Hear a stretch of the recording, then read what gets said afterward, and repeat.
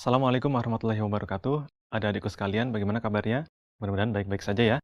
Nah, pada kesempatan kali ini kakak akan kembali menjelaskan tentang mata pelajaran biologi. Pada kesempatan lalu, kakak telah menjelaskan tentang definisi biologi, yaitu ilmu yang mempelajari tentang makhluk hidup. Nah, sekarang timbul pertanyaan bagi kita, bagaimana cara membedakan mana makhluk mati dan mana makhluk hidup? Misalnya kakak menemukan di tengah jalan ada benda, misalnya batu. Kemudian ada juga benda kura-kura. Batu adalah makhluk mati, dan kura-kura adalah makhluk hidup. Nah, bagaimana cara membedakan hal ini? Ya, pada kesempatan kali ini kakak akan menjelaskan sedikit beberapa ciri-ciri tentang makhluk hidup. Harapannya adik-adik bisa membedakan mana makhluk mati dan mana makhluk hidup. Nah, ada beberapa ciri-ciri makhluk hidup. Yang pertama adalah bergerak.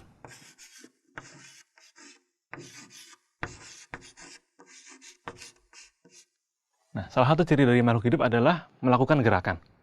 Gerakan yaitu proses perpindahan suatu benda dari suatu posisi ke posisi yang lain. Nah, makhluk hidup memiliki dua jenis perpindahan. Yang pertama adalah perpindahan sebagian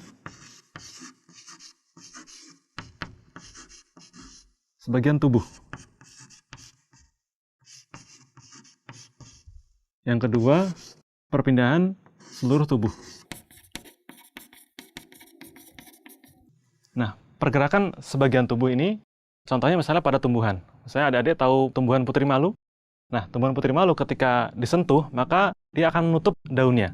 Maka di sini terjadi pergerakan sebagian anggota tubuh, yaitu pada daun putri malu. Atau misalnya yang lain adalah pergerakan pertumbuhan batang tanaman yang mengarah kepada cahaya. Maka pertumbuhan batang tanaman ini adalah sebagian dari tubuh tanaman tersebut, tidak seluruhnya. Kemudian yang kedua adalah perpindahan seluruh tubuh. Misalnya adalah contohnya pada hewan. Kita lihat misalnya kijang sedang berlari, maka ini perpindahan dari seluruh tubuh kijang dari suatu tempat ke tempat lain. Atau misalnya adik-adik sedang pergi ke sekolah atau misalnya pergi ke masjid, maka adik berjalan dari rumah menuju ke masjid, maka ini perpindahan dari seluruh tubuh adik. Begitu pula dengan yang lainnya. Kemudian yang kedua cirinya adalah peka terhadap rangsang.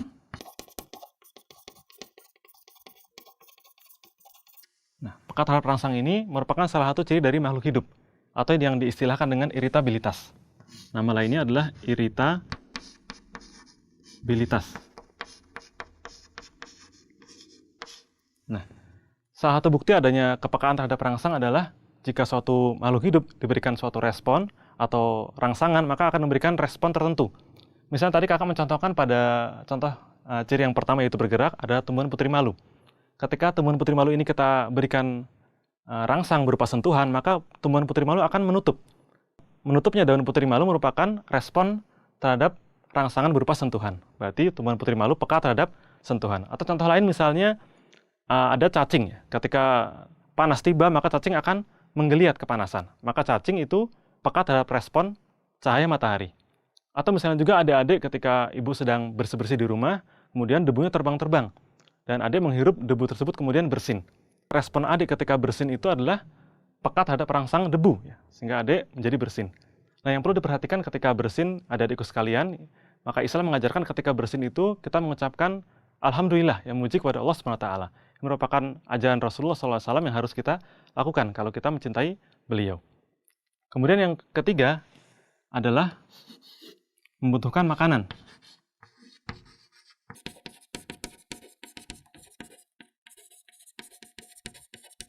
Maka salah satu ciri yang ketiga dari makhluk hidup adalah setiap makhluk hidup membutuhkan makanan, atau dikenal dengan nutrisi. Nah, makanan ini dibutuhkan makhluk hidup untuk sumber energinya, sebagai sumber energinya, baik untuk pertumbuhan maupun untuk mempertahankan hidupnya.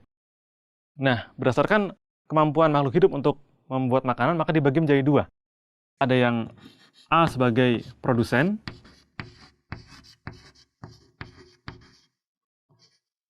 yang B sebagai konsumen. Apa itu produsen?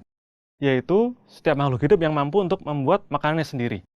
Pada jenis yang produsen ini, sebagian besar adalah berupa tumbuhan hijau.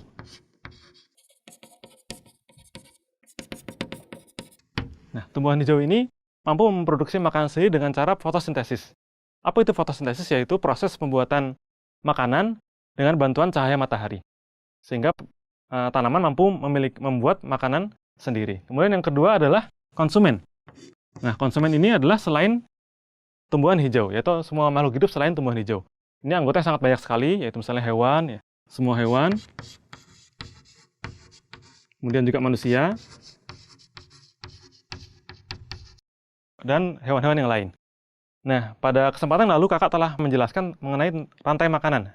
Maka ini sangat berkaitan sekali dengan rantai makanan. Misalnya, dulu kakak jelaskan ada misalnya pohon padi, ya, itu dimakan oleh tikus. Tikus dimakan oleh ular. Pada rantai makanan ini, padi bertindak sebagai produsen. Ini adalah produsen.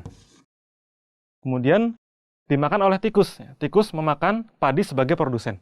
Maka tikus adalah konsumen. Konsumen tingkat 1. Kemudian ular memakan tikus. Sehingga ular dinamakan dengan konsumen tingkat 2. Di sini dapat kita lihat padi sebagai produsen mampu membuat makanannya sendiri. Kemudian tikus tidak mampu membuat makanan sendiri sehingga membutuhkan hewan lain, ya, atau makhluk hidup lain. Di sini memakan padi sebagai produsen. Kemudian ular memakan tikus sebagai konsumen juga. Itu penjelasan dari bahwasanya makhluk hidup itu pasti membutuhkan makanan. Kemudian ada beberapa ciri-ciri yang lain mungkin tidak sempat kakak sampaikan pada kesempatan kali ini. Seperti ciri-ciri makhluk hidup yang lain adalah misalnya bernafas, kemudian mengeluarkan ekskresi dan lain-lain. Mudah-mudahan nanti di kesempatan lain kakak bisa bantu menjelaskan.